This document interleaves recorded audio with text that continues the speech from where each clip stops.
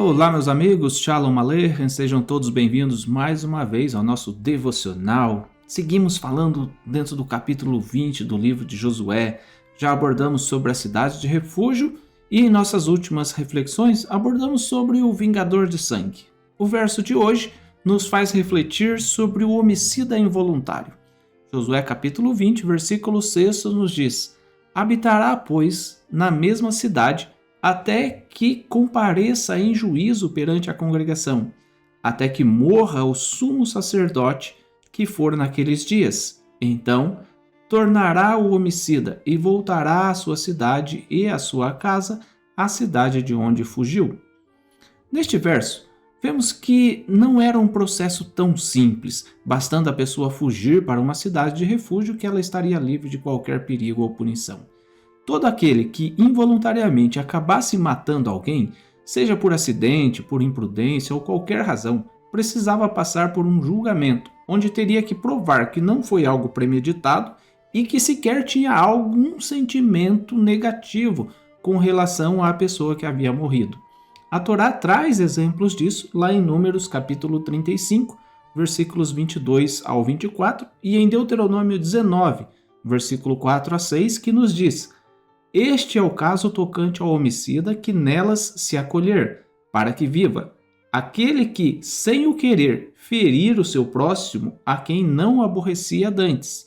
Assim, aquele que entrar com o seu próximo no bosque, para cortar lenha, e manejando com impulso o machado para cortar a árvore, o ferro saltar do cabo e atingir o seu próximo, e este morrer, o tal se acolherá em uma destas cidades e viverá, para que o vingador do sangue não persiga o homicida, quando se lhe enfurecer o coração, e o alcance, por ser cumprido o caminho, e lhe tire a vida, porque não é culpado da morte, pois não o aborrecia dantes. Mas o fato de não ser culpado literalmente da morte não livrava a pessoa de consequências, e isso claramente precisa ser analisado. Qualquer pessoa que involuntariamente cause a morte de outro tem, no mínimo, que lidar com o peso na consciência por ter tirado a vida de outro ser humano. Muitos desses sequer conseguem voltar a dormir em paz pelo resto dos seus dias. E isso, obviamente, nos leva a refletir: por quanto tempo aquela pessoa deveria ficar na cidade de refúgio? Ninguém sabia, pois isso estava atrelado ao tempo de vida do sumo sacerdote. Todo homicida involuntário tinha que ficar na cidade de refúgio até a morte do sumo sacerdote, que poderia acontecer em 1 ano ou talvez depois de 30 anos. Nossos sábios explicam a conexão entre o crime e a morte do sumo sacerdote assim: o homicida encurtou a vida de um ser humano, mas os méritos do sumo sacerdote prolongam-na. O homicídio impurifica a terra, enquanto que a tarefa do sumo sacerdote é promover a pureza e trazer a presença divina, fazendo-a repousar sobre Israel. A vida do sumo sacerdote atua como um processo de expiação pelo pecado cometido de tirar a vida de alguém. Já falamos em devocionais anteriores que a vida de Yeshua, nosso Cohen Gadol, traz a nós a expiação dos nossos pecados, ainda que involuntários. Mas assim como o homicida involuntário, não sem que façamos a nossa parte. Mas como assim? Muitas vezes as pessoas pensam: Yeshua expiou pelos meus pecados, se eu não preciso fazer nada, estou livre. Não, esse é um pensamento errado. Considere o homicida involuntário. Ele era livre do vingador, daquele que queria sua morte, mas a que custo? Bom, primeiro, teria que correr para um lugar que o protegesse, e eventualmente a cidade de refúgio poderia ser a dezenas de quilômetros da sua casa.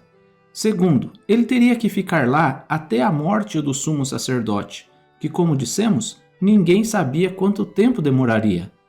Terceiro, se ele saísse da cidade, o vingador teria o direito de matá-lo. E quarto, com a morte do sumo sacerdote, ele poderia voltar para sua cidade, rever seus familiares, ficar ao lado deles, e certamente a partir daí tomaria muito mais cuidado para não cometer outro erro. Assim é a nossa vida.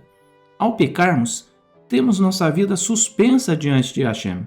abrigados e confiando no sacrifício e nos méritos do sumo sacerdote.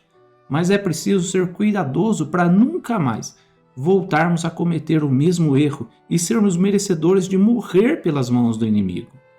Qual é o melhor caminho, então? O melhor caminho é o caminho do cuidado, do zelo espiritual, de fugir do pecado e confiarmos que assim estaremos sempre em paz diante do Eterno, sabendo que a nossa vida está nas mãos do Criador. Com isso, certamente, teremos a cada dia mais de 5 minutos para Deus. Shalom.